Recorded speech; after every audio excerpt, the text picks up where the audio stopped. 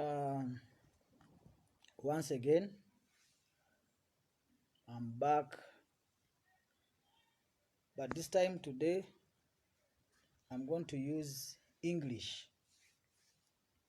So for those of you who would want to follow in Luganda, you had a chance last time.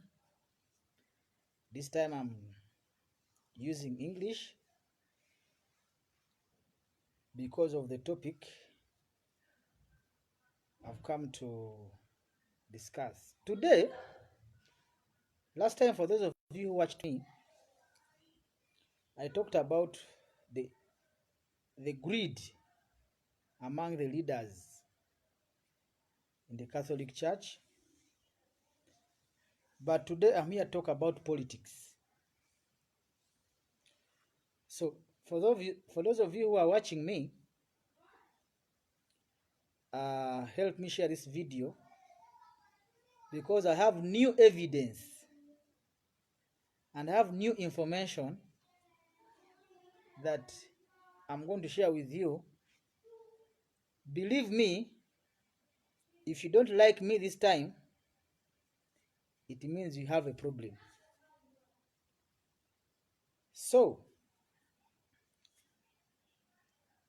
if we can take advantage of this quarantine, our children will ask us, Daddy, what did you do when coronavirus attacked Uganda or the world? Definitely I'll have an answer for him. I will say, I called upon the Catholic Church as one of the biggest opinion leader to come and help the people. And above all, I also shared knowledge. I shared knowledge and people benefited from my knowledge. So today, I want to talk about politics.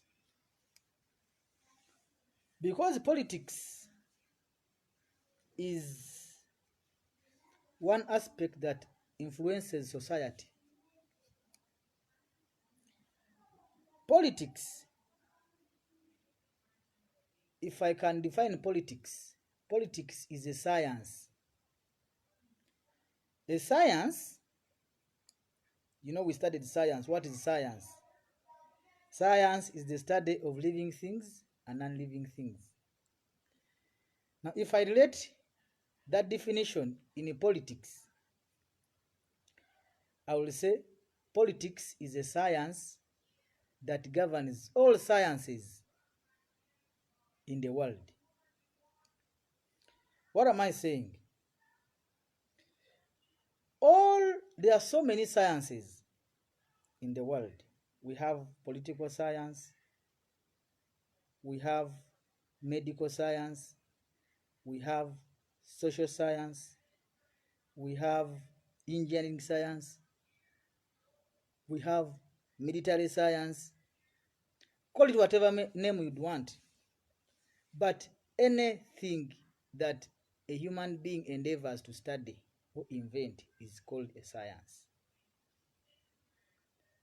So all the courses we study at university are all sciences. Accounting science, mention it whatever you want to mention it. Now, politics is another science.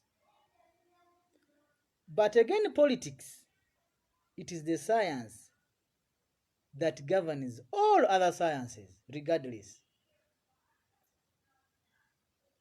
Politics governs doctors, professors, engineers, scientists.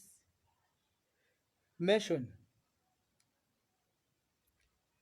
In fact, if I can enlighten to you, give you an example. The other day, the whole world, the whole country, Uganda, was waiting for one person to give us directives, and that was the political head of the state. All engineers, all doctors, all nurses, all professors, all of them sat home waiting for the news. And what was the news? The news was from the political head of state. In other words, even if, for example, there was a scientist who had invented a drug of coronavirus or whatever, you will still require a political head to approve or to give you fora or to give you permission or to give you implementation of your what? Of your discovery. So whatever science you've ever had in this world is governed and is under politics. Now,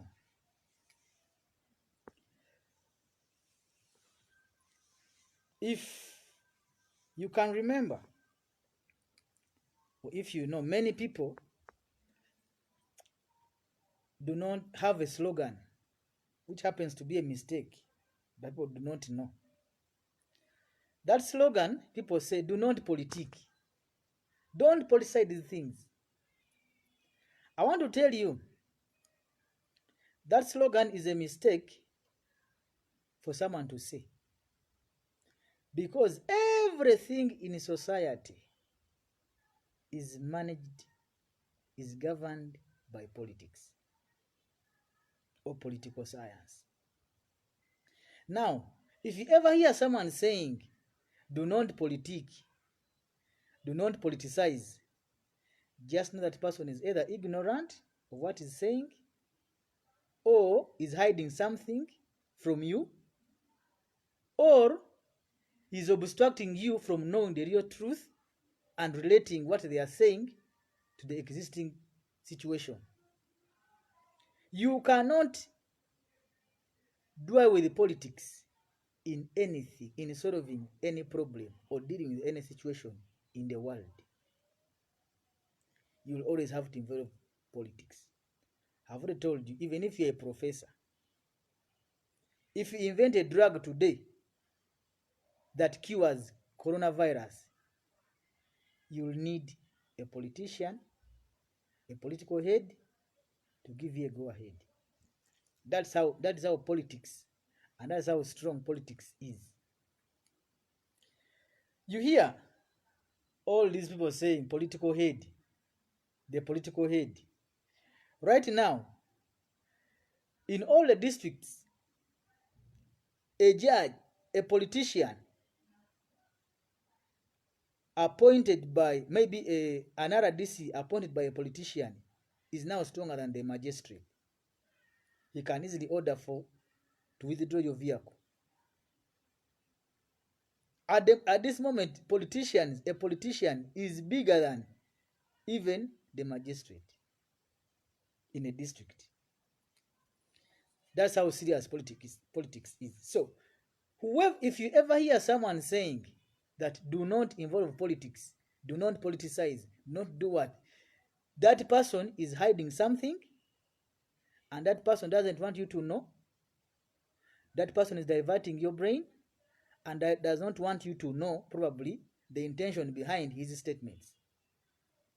For those of you who have studied political science, and probably maybe in Makerere or where, and psychology, you know what I'm talking about. Right now, I don't know whether that course is still there in Makerere, the political science. I'm told I will research more, but I've been told it was divided between public administration and then social sciences.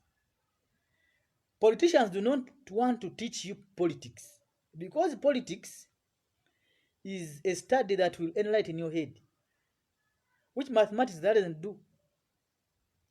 Politics will teach you all the tricks of how politicians use to manage society. And that is why they will not allow you to study political science. I tried to find out whether that course is still there in Makerere. But all that said, if you ever hear, let me tell you, a politician is someone who has the ability to hoodwink, to twist any situation in his favor. So in society, someone who has the ability to twist a situation, play on people's minds, understand for them, always emerges the leader. So the one who knows how to play around politics is the one they always emerge leaders. I know actually had the other guy, this famous lawyer now called Malema Bilizi. Malema Bilizi is a very intelligent man, by the way, and I like him and I follow him. He made a post the other day saying that Bobby Wine has also been trapped in the slogan of saying, "Do not politicize. Do not politicize the things of coronavirus." Even Bobby Wine has been trapped in the slogan of saying, "Do not politicize things." Because the politics, at the end of the day, is what decides the fate of anything. So, if you know reverse psychology, people who have studied reverse psychology, if I have something to do and I don't want the public to know, probably I will use reverse psychology. As I tell you guys, do not politicize this thing, me, I'm busy politicizing. In other words. So, if someone tells you do not politicize anything, don't put politics in these things, don't do what? That is a common slogan. That is a mistake but people don't know. You can never separate politics in anything. I want to give you another example. How politics works and it applies in all our lives. Me at home here, I've now applied politics to children because I know I have little resources. So what do? I play politics. I tell them, first of all, I'm very friendly to them. I don't beat them, I don't annoy them, I play with them. I give them my phone, they use it and do whatever they want. But the intention is I'm keeping them busy and obstructing them from so many things. So I make sure that they sleep at past midnight. What is my goal? When they sleep past midnight, I'm sure in the morning they are going to wake up very late. Maybe at around midday or half past midday. In that way, food is ready, lunch is ready, and I've dodged breakfast. So in that way, I'm politicizing. So I've dodged breakfast because I now have little resources. I have to apply politics in the house so that I can manage the situation. So politics is everywhere. So in the evening, they'll ask me for tea. So the tea I would have given them in the morning for breakfast, I give to them in the evening. In that way, the politics has worked in the house and no one says, "Daddy, we don't have this." They don't even feel hungry. Now, if someone tells you that politics is bad, don't apply it anywhere or anything. Don't not politicize. That person is telling you a lie. Politics is everywhere and politics has to apply. Now, I want to tell you something about one of the fathers of politics. He's called Machiavelli. Some of you, I don't know whether you've read this book, The Prince. Machiavelli is the father of politics in the world. And I want to assure you, all leaders, Alex Nkulabi, all leaders in this world are students of Machiavelli. Now, I want to tell you something about what Machiavelli said about a crowd. There is no, it actually says, never believe in a crowd. Always believe in the minority. What did he mean? A crowd is very difficult to control, and a crowd is not very easy to manage. A crowd today will chant, "Our man, our man, our man." The same crowd tomorrow will throw stones at you. So Machiavelli said, if you are to be a good politician, never believe in the crowd. Always believe in the minority. I want to give you an example. I can see, Ebo, you are here. Thank you for coming. Jesus, I want to give you a very good example that you all know, so that you can understand what I'm talking about. Jesus, when Jesus was preaching in one of his sermons, he had a very huge crowd of about 5,000 people who were hungry, and told him, Jesus, we are hungry. Jesus multiplied bread and fed them. They ate, and there were leftovers, 12 baskets. In other, Jesus fed that crowd. What happened next? The next day, when Jesus was going to preach in another town, he went there and he found the town was already full of people. A very huge crowd. Then Jesus asked them, how come you came early? And how come you're here? So many. Do you know what they replied? Because we ate yesterday, we got satisfied, that's why we are here today. That is a crowd. Now, that very crowd in which Jesus performed the miracles, raised the sick, cured the blind, made the lame walk, he even raised the dead, as all those people were seeing him. It is the very crowd that said, crucify him. The very crowd that Jesus performed the miracles for is the very crowd that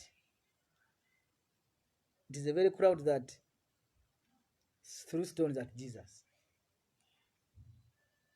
So, in fact, in one of the verses, Pilate, is it Pilate? Yes. They asked the Jews, but I don't see a problem with this man. And they told him, if you don't kill that man, if you don't crucify him, you'll never be our king. In fact, at that time, the Jews had a tradition. There was another prisoner called Barabbas. Barabbas was a prisoner who had committed murder and was inside jail for the right reasons. But when Pilate asked the crowd that whom should I release for you, because it is a tradition that every Sabbath we release one prisoner, the crowd asked for Barabbas and said, crucify him. In other words, the crowd chose a murderer and crucified the giver of life. They said, crucify him, but give us Barabbas, who was a murderer. That is the crowd. The other time, sometime back, I saw Besigye when he was campaigning. People could donate to him everything. In Cherekahia, there's someone who gave him a sofa set. Another one gave him, people were giving him goats, whatever gifts they were giving him. People loved Besigye. But I want to tell you, the very crowd that was donating to Besigye is the very crowd now that is saying, please go away. And here I want to warn Bobby Wine, my brother, that do not be tempted to believe in a crowd. Because a crowd changes anytime.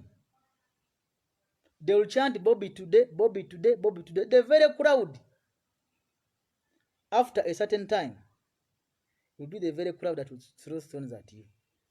I want to give you a last example about a crowd. In the USA, these guys were very clever. A popular vote cannot win you presidency in USA. I can see Mr. Okwach Walter. Where have you been, man? Thank you for coming. In the US, a popular vote cannot win you election. Cannot win you presidency. After a big crowd voting for you, they have what we call the college vote, which means that the world is ruled by the minority. They thought that a crowd cannot think so straight. So, what they did, they said, we have to bring you to the college vote because we believe these people are the ones who have the brain power to think straight on behalf of the crowd. Now, if this crowd theory was working, like I'm telling you, never believe in a crowd, by today, Hillary Clinton would be the president of the United States. But because crowd politics never works, it is Trump who is now the president. You know, I think you guys know these guys, the Rockefeller families. In the United States, you cannot be president unless you've been endorsed by the minority of those families. If those families dictate who should be the next president of the United States, you go and research. So I'm telling you, a crowd, Machiavelli said, a crowd, never trust in a crowd, never believe in a crowd. Always believe in the minority. So for those of you who want to become politicians, you should know how to manage politics of a crowd.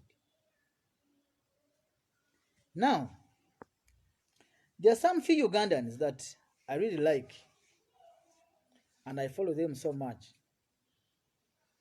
People like Namboze, those are my role models. They have the brain power that I really appreciate.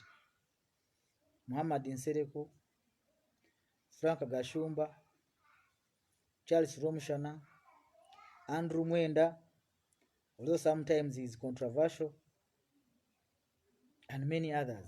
Tamale Mirundi. These people are a few Ugandans out of the 40 million Ugandans who are able to think outside the box. They don't follow crowds. They think independently. And they have the ability and the capacity of reading a letter when it is still in an envelope. So in Uganda here, if you do not have the ability to read a letter when it is an envelope, you may not survive politicians. You will not survive politicians. This lady the other day said, Nambozi, that she's so saddened about the youth of our generation. This youth, she says, they don't want to research. They don't want to invent. I want to compare them to a cabbage. You know, our generation is so challenging and competitive that we need extraordinary people who can do extraordinary things to achieve extraordinary results. Now, all of you know a cabbage. A cabbage is a plant that you cannot compare to a passion fruit or a watermelon. A cabbage is a plant that you put in one place, you plant it there, it grows from there, it fattens from there, and you harvest it from there. That is a cabbage. But a passion fruit is a plant that you put here, you plant it here, the next day you find it in another place. It is adventuring. And in the adventuring, it is producing so many fruits. The same with watermelon. So she's simply saying, do Ugandans in the generation of in our generation, you need to be very, very, very creative. Do not be like a cabbage that was born. You come into this world, you eat, you drink, then you go without no one knowing that this man ever existed. So some of us, that is why we have come up to help society. Because my son will ask me, Daddy, when COVID-19 came up, what did you do? People were giving food, money. I said, me, I shared knowledge with people. I did something. So, I want to tell you, stop living like this plant that we call a cabbage. If you don't wake up and do extraordinary things, you remain the same. You remain ordinary, basically. So, today, I want to implore all our government officials, please do not underestimate, do not actually abuse the obedience of Ugandans. Ugandans, we have been so obedient. We have a good personality that we don't riot. Do this, we do. Do this, we do, like we have done. So we ask you not to abuse our obedience. You people on the OPM office of the Prime Minister, who are committing scandal after scandal, do not abuse the personality of Ugandans, which is obedience. Because one time, we may act otherwise. How do you start stealing things that Ugandans have donated? This is abusing our obedience. So, this one takes me to, actually reminds me about an accounting principle that we used to call the double entry rule. For those of you who did accounting, you know what I'm talking about. If you have a T account and you have two sides, the side of sales, the amount of goods sold, and then the cash given, that T account must balance that T account. The amount of money must be equal to the goods taken. If you only put one entry, you'll never balance that T account. You must always respect the double entry rule. What am I saying? If I can even clarify more, you know this profit and loss account. There is no way you can balance the profit and loss account without respecting the double entry rule. You need to balance. You'll have to put asset, you'll have to indicate, first of all, the income and the expenditure. Assets and liabilities. For you to be able to balance and be able to tell that this account, this company is doing well, or this account has balanced. You cannot only have only income. They'll ask you, where is the expenditure? How are you spending to get this money? Where is it coming from? You cannot only have expenditure entries. They'll ask you, where did you get the money to spend? So that is the same in life. Accounting respects that double entry rule. Now, for those of you watching me today, this double entry rule must be used, must be respected by government. If you're telling us to stay home, yes, we are home. Stay home, stay home, stay home. Only one entry. Stay home, stay home, stay home, stay home. Yes, we are staying home. What about the side effects of staying home? You people are underestimating the psychological impact of keeping indoors, of a lockdown. We are going to have bigger problems after coronavirus. So what are we saying? Yes, the directives are okay. Directives are fantastic. However, they are lacking something. They are not respecting the double entry rule in accounting. Stay home, yes, but also address the loans issues, the rent issues, the water bills, and the continuity of life. So, it is like you guys are all on one side. So, I wanted this short video. I wanted to make this video very short so that you guys can comprehend what I'm talking about.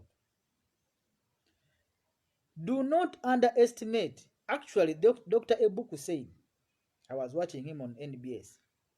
He said the solution to coronavirus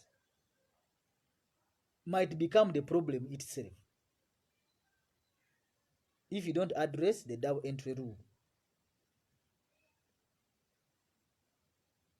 So, as we keep indoors, as you guys decide for us, as you guys give us directives, also look at this the opinion of these sane Ugandans. So, I conclude by saying politics is a science that governs all other sciences.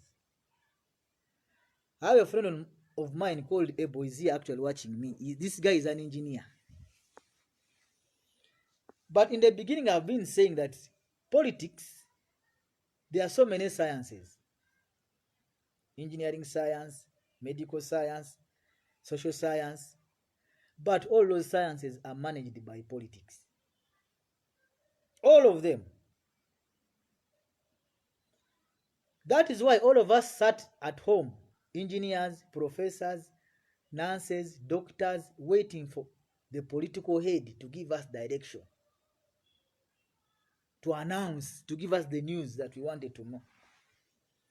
That news was not given by a doctor, was not given by a nurse, was not given by anybody, but the political head. So you scientists out there, socialists out there, religious leaders, it is politics that governs society. So whenever you hear someone telling you that please do not involve politics, don't politicize, that person is either ignorant or he's diverting you from understanding the point he's trying to hide from you. Because in the end, every decision taken comes from a politician. So for me, I define politics as a science that governs all other sciences in the world. Why are we where we are now? We are where we are now because our politics we have been playing, if has not been focused on the welfare of humanity and Ugandans. The decisions our politicians were making in the last so many years, if they were focused on human welfare, you would even tell someone to stay home for 3 months. We would.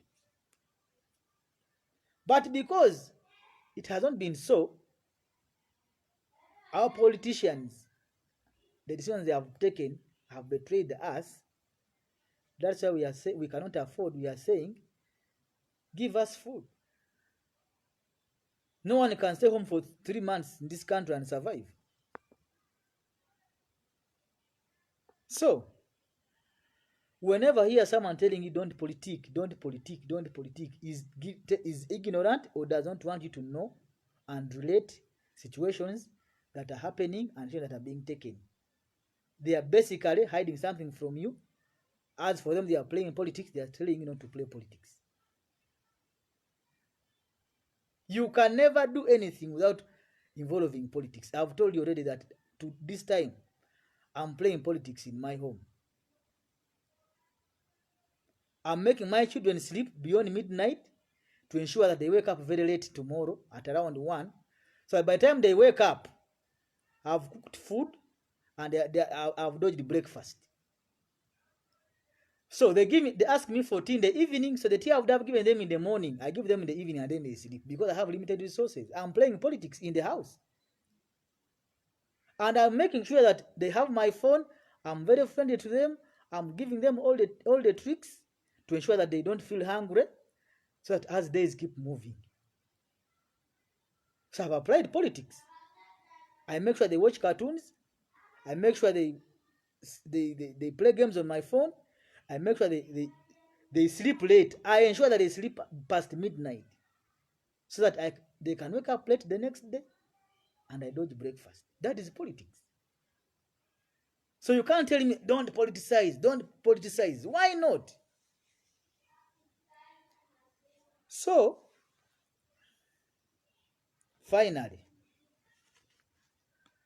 we are still going to wait for the politician to give us direction.